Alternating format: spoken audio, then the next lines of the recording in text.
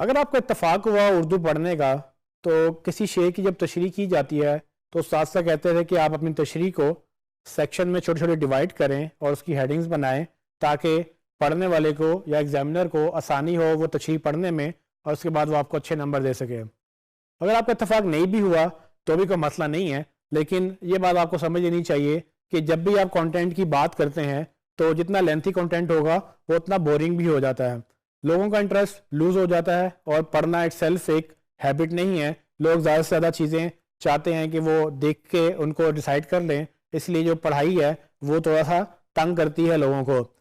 हमने पहले जिक्र किया कि गूगल लेंथी कंटेंट पसंद करता है, लेकिन चैलेंज ये है कि लोग लेंथी कंटेंट पसंद नहीं करते हैं या वो पढ़ना नहीं चाहते हैं, लेंथी कंटेंट लोग छोड़ जाते हैं। तो जितना कंटेंट लंबा होगा उतना मसला ये पॉसिबल है कि वो शायद आपकी वेबसाइट पे ना रुकें या शायद आपकी वेबसाइट ना पढ़ें। सो इस वीडियो में हम ये डिस्कस करेंगे कि किस तरह से आप अपने कंटेंट को डिवाइड कर सकते हैं ताकि वो इंटरेस्ट उनका उसमें रहे।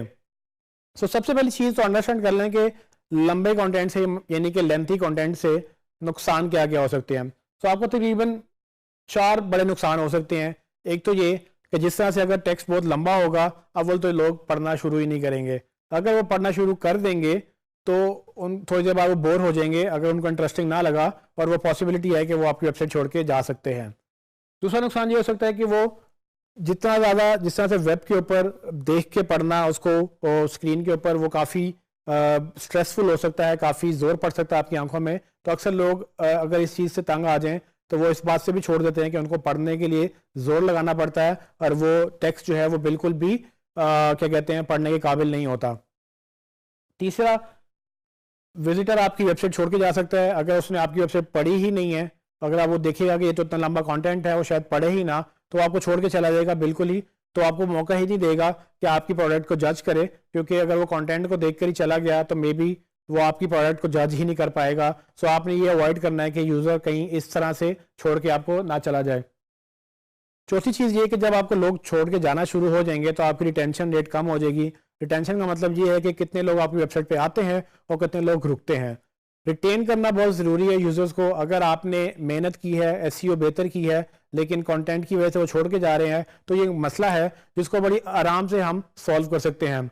सो इन सब प्रॉब्लम्स का एक हल है, वो ये कि आप अपने लेंथी कंटेंट को डिवाइड कर लें सेक्शंस के अंदर। सो अगर आपने एक आर्टिकल भी लिखा है तो कोशिश ये करें कि उन आर्टिकल्स के अंदर आप सेक्शंस बना लें और उन सेक्शंस को आप हेडिंग्स के साथ डिवाइड कर दें ताकि यूजर्स को पढ़ने में आसानी हो। वो सेक्शन जब पढ़ना शुरू कर देगा तो वो कंटेंट जो है उसके लिए रीड करना, उसको डाइजेस्ट करना, उसको हजम करना आसान हो जाएगा।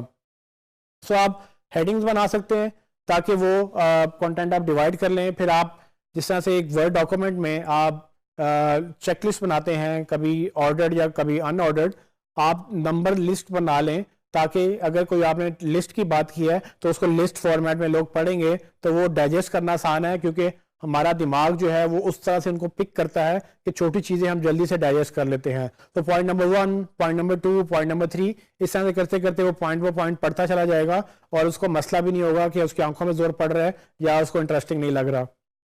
फिर आप अपने लेंथी कंटेंट को सेक्शन में जहाँ डिवाइड कर रहे हैं वहाँ पर आप इमेजेस में भी उसको डिवाइड कर सकते हैं। सो आप हर सेक्शन के बाद या हर दूसरे तीसरे सेक्शन के बाद एक इमेज डाल देंगे तो यूज़र का वो एक फ्लो ब्रेक होगा, उसको बहुत ज़्यादा कंटेंट लंबा एकदम से नज़र नहीं आएगा, उसको लगेगा कि इस कंटेंट थोड़ा सा है ये तो मैं भी कर लूँगा, करते करते करते वो सारा कंटेंट पढ़ जाएगा। सबसे इम्पोर्टेंट चीज़, एक और काम भी आप कर सकते हैं जो गूगल पसंद भी करता है, वो है आपके table of contents. Table of contents बिल्कुल आपकी किताब की तरह है। जिस तरह किताब जब स्टार्ट होती है तो उसमें शुरू में आपके पास कंटेंट्स होते हैं, वो कंटेंट्स आपको क्या करते हैं, हेल्प करते हैं कि कौन सा चैप्टर किस पेज के ऊपर है। यही काम आप वेबसाइट के ऊपर भी कर सकते हैं। अगर आपका कंटेंट बहुत लंबा है तो कोशिश ये करें कि उनको टेबल ऑफ कंटेंट्स दिखा दें, और जब आप टेबल ऑफ कंटेंट्स उनको दिखाएंगे तो यूज़र क्या करेगा कि उस जिस सेक्शन को वो पढ़ना चाहता है उस पर वो क्लिक करेगा और उस पर सीधा नीचे चला जाएगा। अगर वो नहीं भी उस सेक्शन को पढ़ना चाहता है, वो शुरू से लेकर आखिर तक ही पढ़ना चाहता है, कम से कम उससे टेबल ऑफ कंटेंट से ये समझ आ जाएगी कि इस टॉपिक में क्या क्या है और इस टॉपिक के अंदर हमने कैसे कैसे फ्लो बनाया हुआ है, टॉपिक नंबर 1 क्या है, टॉपिक नंबर 2 क्या है और किस तरह से आपका कंटेंट प्रोग्रेस होता है। सो उसको ये जब पहले वो मेंटली प्रिपेयर्ड होगा कि मैं एक लंबा कंटेंट पढ़ने जा रहा हूँ, फिर आपने उसको सेक्शन में डिवाइड भी किया होगा, फिर आपने इमेजेस भी यूज़ किए होंगे, इससे क्या होगा कि अल्टीमेटली आपका यूज़र जो है वो ज़्यादा कंटेंट पढ़ेगा, उसको पढ़ना आसान होगा, वो बोर भी नहीं होगा और वो आपकी वेबसाइट पर रुका रहेगा। और जैसे ही वो आपकी रिटेंशन उसकी बढ़ जाएगी तो पॉसिबिलिटी है कि वो आपसे सेल्स भी बढ़ जाएंगी। सो जब हम लेंथी कंटेंट की बात करते हैं तो एक चैलेंज खड़ा हो जाता है कि कितना लेंथी और किस तरह का कंटेंट। सो अगर आप बोरिंग कंटेंट लेंगे, ऊपर से लेके नीचे तक सिंपल प्लेन टेक्स्ट होगा, वो पैराग्राफ में आपको नजर आएगा, तो वो जो कंटेंट है वो यूजुअली वेब मॉडल में वो सक्सेसफुल नहीं है। अगर आप न्यूज़ पढ़ रहे हैं तो न्यूज़ आर्टिकल्स होते हैं कि वो लंबे हों और वो पढ़ते आप चले जाते हैं जिसमें ब्रेक नहीं होती। लेकिन अगर आप वेब कंटेंट की बात कर रहे हैं तो हमें कोई मजबूरी नहीं है कि हम उसमें हेडिंग ना डालें, हमें बल्कि अच्छी बात है कि हम हेडिंग्स डालें, कंटेंट को ब्रेक करें, ताकि लोग जो हैं वो आराम से वो सेक्शन पढ़ सकें जो उनको पढ़ना है, और वो सेक्शन मतलब सेक्शन बाय सेक्शन करते करते सारा कंटेंट ही पढ़ जाए।